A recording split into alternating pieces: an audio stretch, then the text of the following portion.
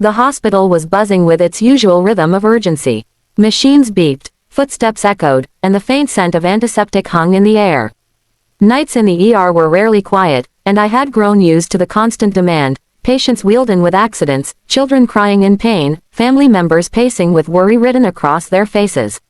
I thought I had seen it all. I thought nothing could shake me anymore.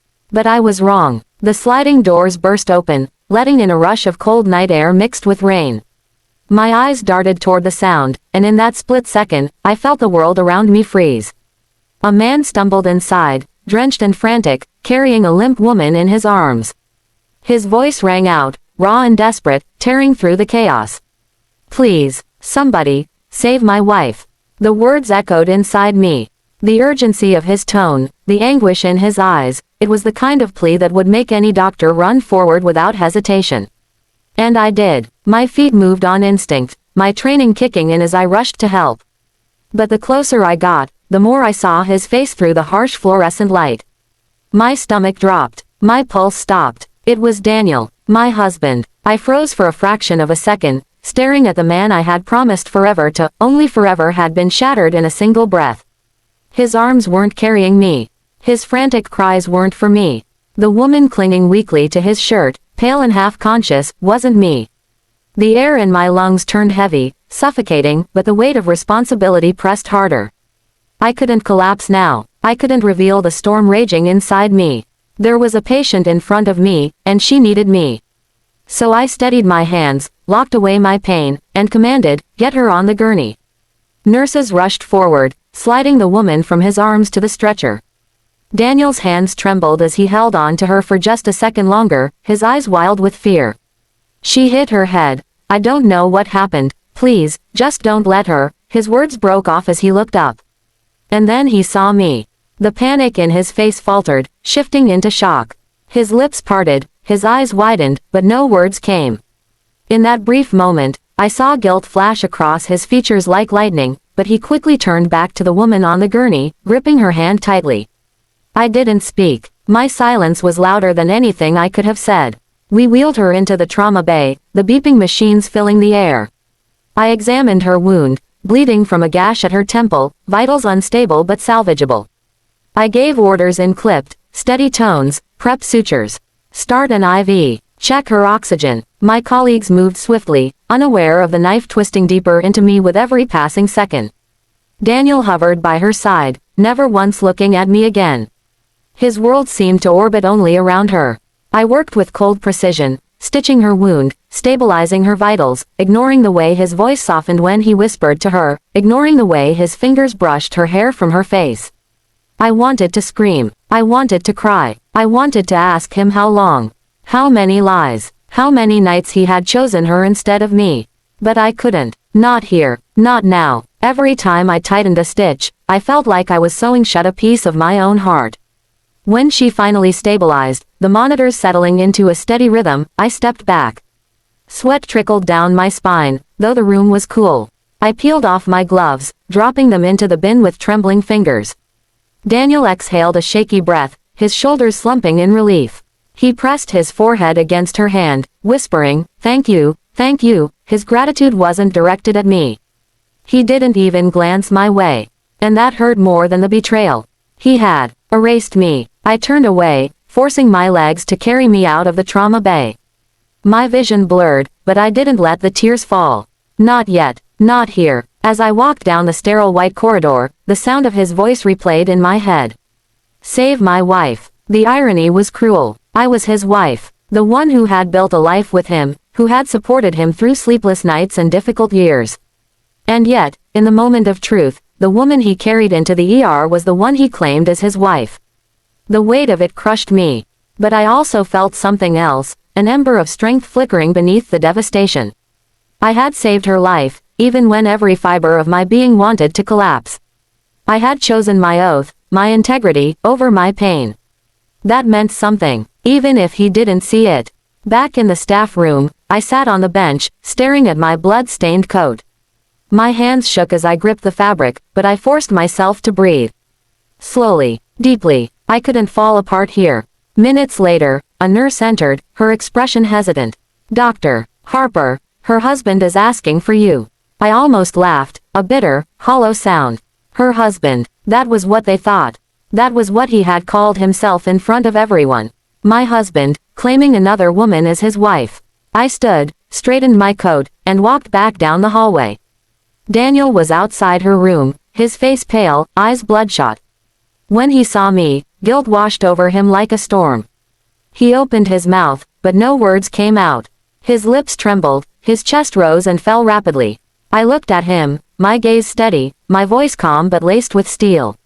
She's stable now. You can go in. That was all I said. Nothing more. I turned and walked away before he could respond, before his excuses could poison the air.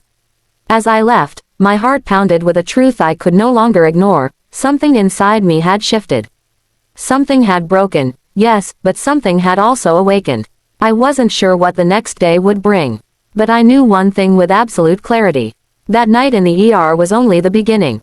And Daniel had no idea what kind of storm was coming.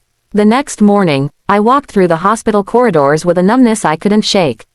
The smell of disinfectant, the shuffle of nurses, the chatter of interns, it all felt strangely distant, like I was floating outside my own body. I hadn't slept, not even for a moment. My mind kept replaying the night before, like a cruel movie stuck on repeat. The man who vowed to love me for better or worse had carried another woman into my screaming save my wife. And I had saved her. I had stitched her skin, steadied her pulse, fought for her life, while my own heart bled silently inside me. But here's the part that stung most. He still hadn't come to find me. He hadn't tried to explain. He hadn't even looked me in the eye after that moment of shock. Instead, he had sat by her bed all night, holding her hand, whispering words I had begged to hear once upon a time. Words he had never given me. That realization broke me all over again. But it also lit a fire inside me. I was tired of silence. Tired of being invisible in my own marriage. Tired of shrinking myself while he lived freely, recklessly. So when a nurse timidly approached me, saying, "Drive. Harper, the patient in 3C, and her husband, they want to see you," I straightened my shoulders, smoothed down my white coat, and prepared myself for the confrontation I knew was coming. When I entered the room, Daniel was sitting at her bedside, his eyes bloodshot, his face etched with worry. She was awake now, propped up against the pillows, her head bandaged, her skin pale but alive.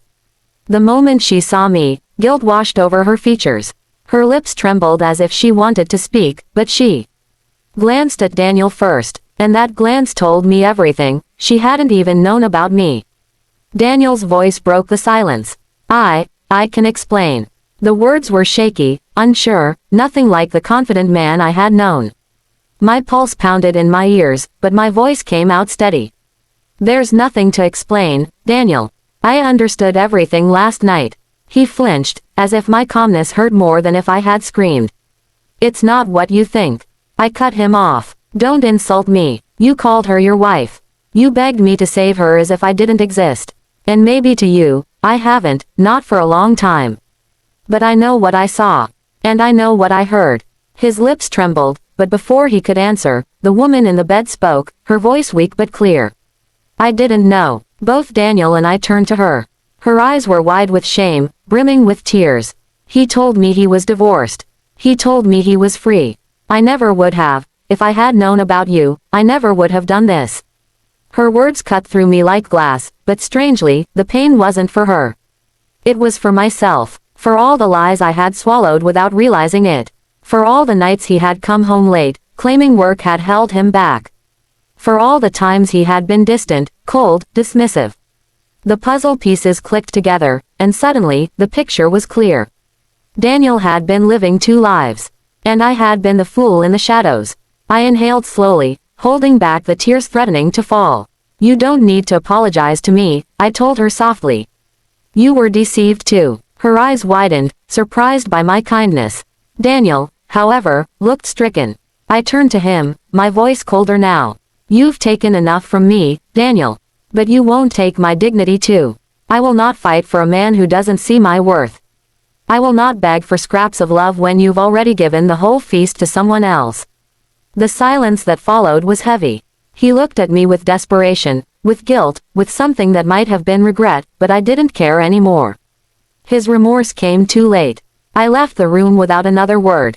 That night, back home, I packed his belongings. Every shirt, every tie, every trace of him that lingered in the spaces we once shared. I placed them neatly by the door, not with rage, but with clarity. My hands didn't shake. My tears had already been shed in silence long before. When Daniel finally came home, he froze at the sight of the packed bags. His voice cracked. "What are you doing?" I looked at him, my gaze steady. "What I should have done the moment you stopped choosing me." He stepped forward, panic flaring in his eyes. "Please, wait, don't do this. We can fix it. I'll end it with her." Don't." My voice was sharp enough to cut through his excuses. "You don't get to undo betrayal with promises. You don't get to call her your wife in public and then come home to me in private. You made your choice, Daniel. And tonight, I'm making mine." He tried to reach for me, but I stepped back. My hands stayed firm on the door. "You shouted, 'Save my wife,' and I did. But Daniel, the woman you carried wasn't me. And after tonight, she never will be." I opened the door and gestured toward his bags. Slowly, reluctantly, he gathered them, his face pale with shock. He looked back one last time, as if hoping I would break, hoping I would change my mind. But I didn't. I couldn't. The door closed behind him with a finality that echoed through the house. And just like that, the silence that followed didn't feel empty anymore.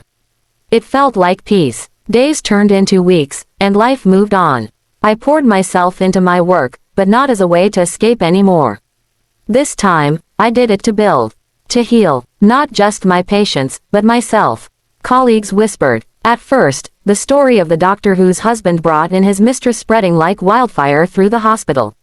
But I held my head high. I didn't hide. I didn't let their pity define me. Instead, I became stronger, sharper, more focused. The woman, his mistress, came back for follow-up appointments. She avoided my eyes at first, ashamed, but eventually, she looked at me with tears brimming. "You saved my life when you had every reason not to." I'll never forget that. Her words were soft, but they carried weight. In her eyes, I saw not a rival, but another woman broken by the same man's lies. And I realized, I didn't hate her. I didn't need to. Hatred would only chain me to the pain he caused. Forgiveness, not for him, but for myself, was my way forward. Months later, when I finally signed the divorce papers, I felt lighter than I had in years. It wasn't the end of my story, it was the beginning of a new one. And here's the truth I want you to hold on to. Sometimes betrayal doesn't destroy us. It wakes us up. It shows us the cracks we've ignored, the strength we didn't know we had, the life we deserve beyond the lies. That night in the I thought I had lost everything. But in reality, I found myself. So if you've ever been betrayed, if you've ever felt erased or invisible, remember this: you are not defined by who fails to love you. You are defined by the strength you discover when you finally choose yourself. And that choice, I promise you, will save more than just your heart. It will save your life. Viewers, listen closely. Life will hand you betrayals that cut so deep, you think you'll never recover. But remember this: your worth is not defined by who fails to see it. It's defined by the strength you discover when you choose yourself. I didn't just save a life that night in the I saved my own.